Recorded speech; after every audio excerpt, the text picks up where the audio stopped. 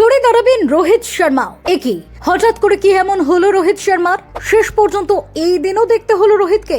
জানেন ঠিক কি ঘটে গেল রোহিতের সাথে? একেবারে আনএক্সপেক্টেড।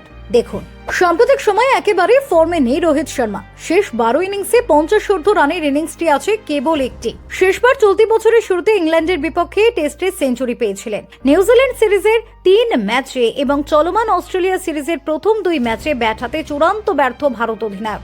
একই সঙ্গে অধিনায়ক হিসেবেও তার রেকর্ড ক্রমশ খারাপ হচ্ছে। ঘরের মাঠে নিউজিল্যান্ড সিরিজে 3-0 ব্যবধানে হারতে হয়েছে।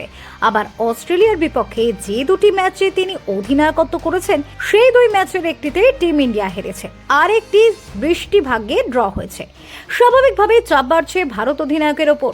সুনীল গাভাস্কার মনে করছেন রোহিতের ওপর চাপ বাড়ছে, তবে নির্বাচকরা তার উপর চাপ সৃষ্টি করার আগেই রোহিত নিজেই সিদ্ধান্ত নিয়ে নেবেন। ভারতীয় এই কিংবদন্তি বলছেন রোহিত আগামী 2টি ম্যাচ খেলার সুযোগ পাবে, তাতে কোনো সংশয় নেই। তবে এই 2 ম্যাচের পরও যদি ও রান না পায় তাহলে আমার মনে হয় ও নিজেই সিদ্ধান্ত নিয়ে নেবে। গাভাস্কার বলছেন রোহিত খুব বুদ্ধিমান ক্রিকেটার, ও নিজস্ব বিবেচনা আছে, ও কোনোভাবেই দলের উপর বোঝা হতে চাইবে না। ও এমন একজন ক্রিকেটার যে ভারতীয় ক্রিকেটের কথা ভাবে।